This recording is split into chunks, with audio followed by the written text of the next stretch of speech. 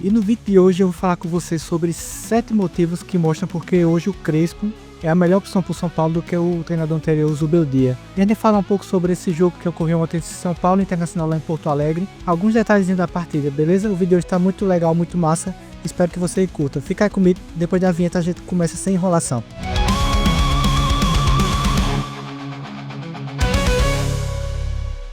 E aí, torcedor de Três Cores, Matheus Menezes aqui, seja muito bem-vindo ao canal Estação Tricolor mais uma vez. E sem muito vamos embora pro vídeo.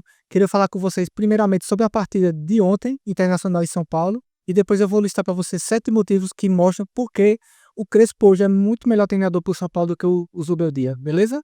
Então, sobre o jogo de ontem, São Paulo 2, Internacional 1, lá em Porto Alegre, na casa do Inter, e a gente tem visto uma constante no São Paulo, nesse time do Crespo aí, que é não jogar recuado e sempre para cima do adversário. E a partida de ontem foi para mim foi uma boa partida do São Paulo mais uma vez. Teve alguns pontos assim que poderiam melhorar, mas se a gente levar em consideração que estava jogando fora de casa, levar em consideração os desfalques que a equipe teve, seja por suspensão ou por lesão, como por exemplo o Rodriguinho, que machucou o rosto no jogo contra o Atlético Paranaense na última quarta-feira. O jogo foi muito bom para a equipe do São Paulo. O Inter não entrou em campo praticamente, jogou uma partida bem abaixo, é o que a gente já esperava, porque o Inter vem em vias de queda, né? O treinador está bem pressionado lá. A questão do clima também lá do estádio, o estádio estava muito vazio. E o horário do jogo, né? Como eu tinha falado no vídeo anterior, que eu vou até deixar aqui no card para você, o horário do jogo de 8h30 da noite, um horário no domingo, que é um horário não é bom para a torcida. Realmente a CBF, o streaming não quer saber de se o resultado, se o horário do jogo vai atender bem os torcedores, não quer saber disso, só quer saber a questão financeira ali de quem vai estar transmitindo a partida, né? E o jogo foi marcado por esse horário, ontem de 8h30 da noite, no domingo. Mas enfim, né? Isso aí não foi ruim para o São Paulo. Por quê? O São Paulo acabou pegando um Internacional com um estádio bem vazio, um estádio bem sem a atmosfera da torcida do Inter lá, que a gente sabe que é uma torcida que vai muito para o estádio, que empurra muito o time. É um estádio muito complicado de jogar para qualquer time que vai jogar lá, é um estádio bem difícil mesmo, né?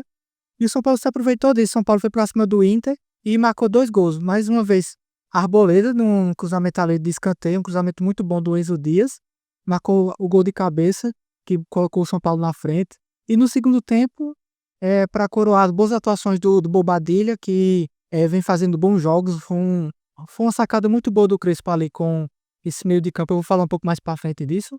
O Bobadilla pegou e marcou o gol ali, o segundo gol, deixando o São Paulo mais tranquilo na partida ainda. Só que a gente sabe que a arbitragem brasileira como é, e o VAR encontrou um pênalti ali para o São Paulo, um pênalti meio duvidoso ali, bem interpretativo. Eu não acho que foi uma jogada onde poderia ter sido marcada aquela penalidade, mas o árbitro deu, né? A gente tá no Brasil, sabe como é as arbitragens brasileiras, como é o VAR, e o Inter acabou marcando o gol de pênalti. Rafael é um goleiro que não pega pênalti, não é característica dele. Infelizmente, quando o São Paulo sofre o pênalti ali, a gente sabe que muito provavelmente vai ser gol do adversário, a não ser que o Rafael esteja num dia diferente e pega a penalidade, ou o Rafael esteja com sorte e o jogador chute na trave, o chute pra cima, o chute pra fora, né? Felizmente esse pênalti não comprometeu a partida do São Paulo, e o São Paulo conseguiu segurar ali o resultado até o finzinho do jogo. Esse pênalti foi bem já pegando ali o final do segundo tempo, e o São Paulo conseguiu levar esse jogo até o final tranquilamente, né? Teve algumas alterações do Crespo ali, mas coisas que não recuou o time, colocou o time pra cima do Inter. E foi uma boa partida, né? Mais uma boa partida do São Paulo. O São Paulo saiu com a vitória e levou os 3 pontos. E agora eu queria falar com vocês sobre 7 motivos, 7 pontos que, na minha opinião, mostram por que o Crespo é um melhor treinador hoje do que o Zubeldia. Beleza? Mas antes disso, você chegou até aqui, não é inscrito no canal, se inscreva aí, dá aquele like, leva esse vídeo para outras pessoas assistirem. Comenta aí embaixo o que é que você acha. Assista o vídeo até o final e eu quero saber sua opinião, se você concorda comigo ou discorda, beleza? Vamos para o primeiro ponto. Luciano de atacante. É uma coisa que muita gente todo mundo nota, todo mundo vem notando, não só com o Crespo como treinador, mas os treinadores anteriores, a torcida vinha cobrando isso. Os jornalistas também falavam isso, alguns, né, jornalistas falavam isso, que o Luciano ele não é meia. Todo mundo sabe que ele não é meia.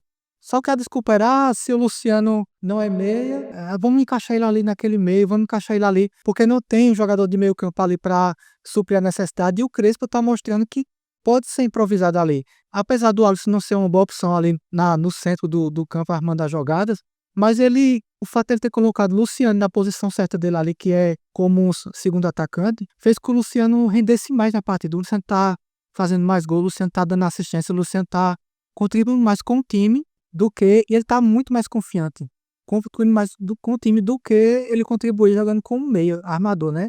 O Luciano como meia armador, o time jogava um pouco para trás, o time jogava, pegava na bola e era aquela lentidão para chegar a bola no ataque. E felizmente o Crespo, ele percebeu isso, uma coisa bastante clara, conversou com o Luciano falou para ele: "Não, eu sou atacante, não sou meia". E o Crespo colocou ele não, só assim, colocou ele na posição de origem dele, a posição que ele é verdadeiramente, e tá rendendo bem. 1-0 para o Crespo em relação ao Zubeldia. Ponto 2: melhores desempenhos fora de casa. Então, eu não estou falando aqui em relação a resultados. O BD a gente sabe que teve bons resultados fora de casa, fez pontos bem importantes, fez partidas onde o resultado foi bom para o São Paulo em relação, por exemplo, à classificação, como por exemplo, contra o Atlético Mineiro o ano passado, na Copa do Brasil, e o Botafogo. São Paulo fez um jogo horrível. A gente sabe, tanto lá no Rio contra o Botafogo, como no Atlético. Só não classificou por conta pela falta de objetividade do São Paulo no segundo jogo, dentro do Morumbi, né. Os resultados foram bons.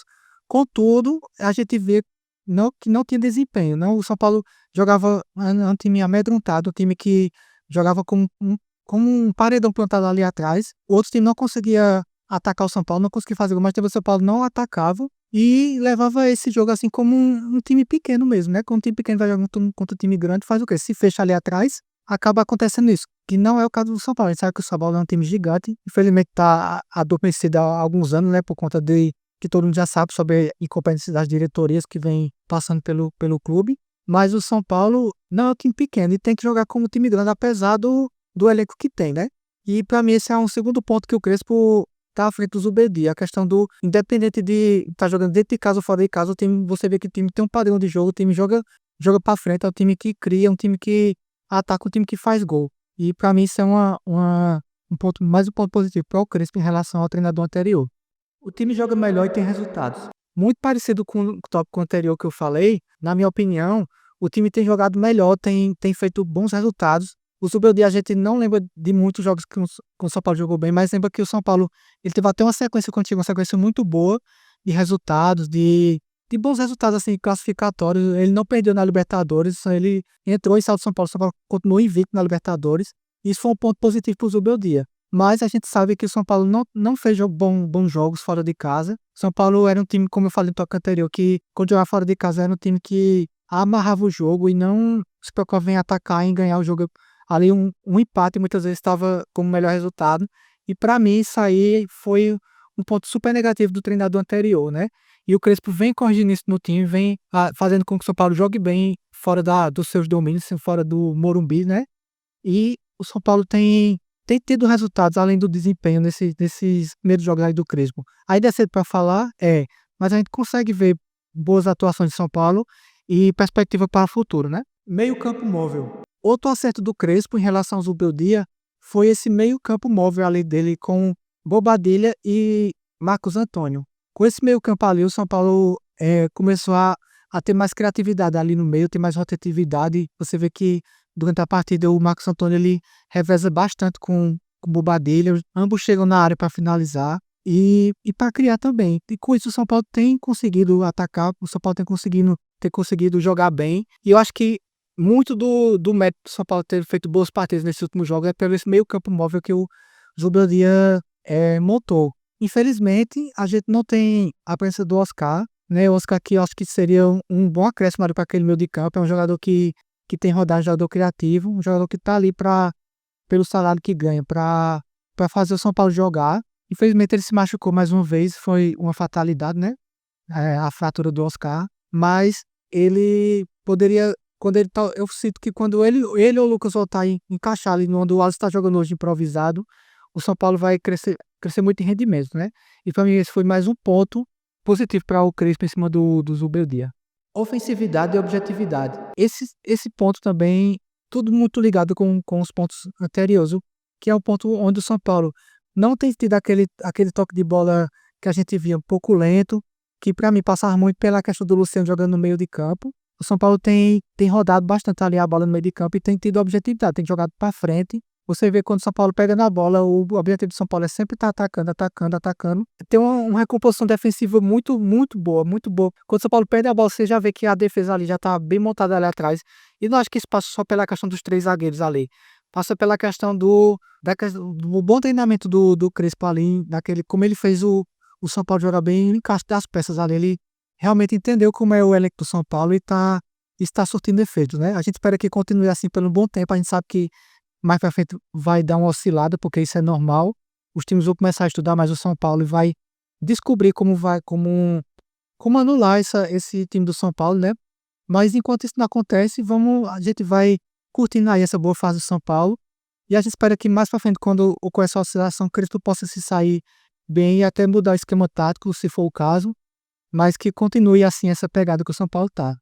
Liderança. A liderança do Crespo tem sido muito melhor em relação ao Zubeldia, porque primeiro ponto, em relação à questão das expulsões do Zubeldia, né?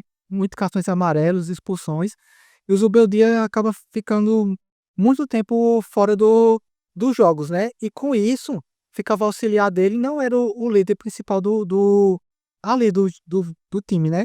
Imagina você trabalha numa empresa, tá ali os funcionários ali trabalhando e o líder não tá nunca presente ali. Eles fazem, a empresa acaba fazendo tudo o que quer, né? E com isso, o time estava jogando de uma maneira, do jeito que queria ali, mesmo passando pelo treinamento, mas ali na hora do jogo é muito importante a presença do treinador na beira do campo.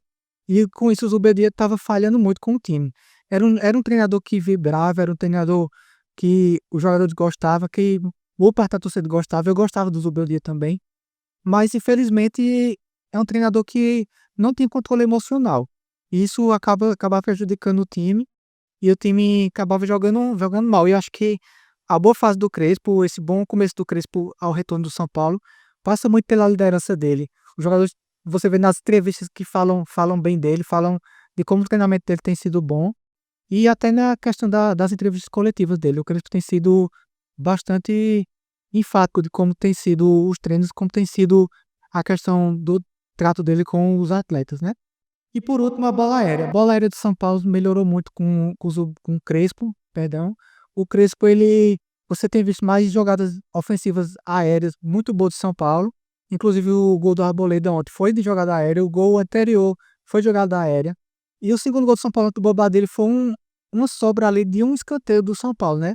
E isso tudo é treinamento. A gente vê que o time é muito bem treinado, vê o time triangulando muito ali pelo meio de campo, a defesa tem uma saída de bola muito boa.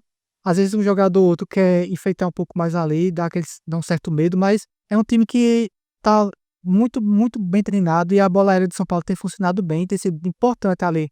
Não só a bola aérea, mas a bola parada do São Paulo nos jogos tem sido muito importante para que esses resultados possam aparecer, né? Então, galera, o vídeo de hoje é isso. Espero que você tenha gostado. Se gostou, dá aquele like, compartilha o vídeo. Se inscreva aí se você não é inscrito, né? Para que eu possa continuar gravando vídeo, trazendo conteúdo para vocês aqui sobre o São Paulo Futebol Clube. E comenta aí embaixo se você concorda comigo ou discorda desses 7 pontos aí. Tem alguma coisa que eu esqueci? Se eu esqueci, comenta aí embaixo também para que eu possa saber. E nos próximos vídeos a gente pode conversar melhor sobre isso, beleza? Então, galera, é isso e fui!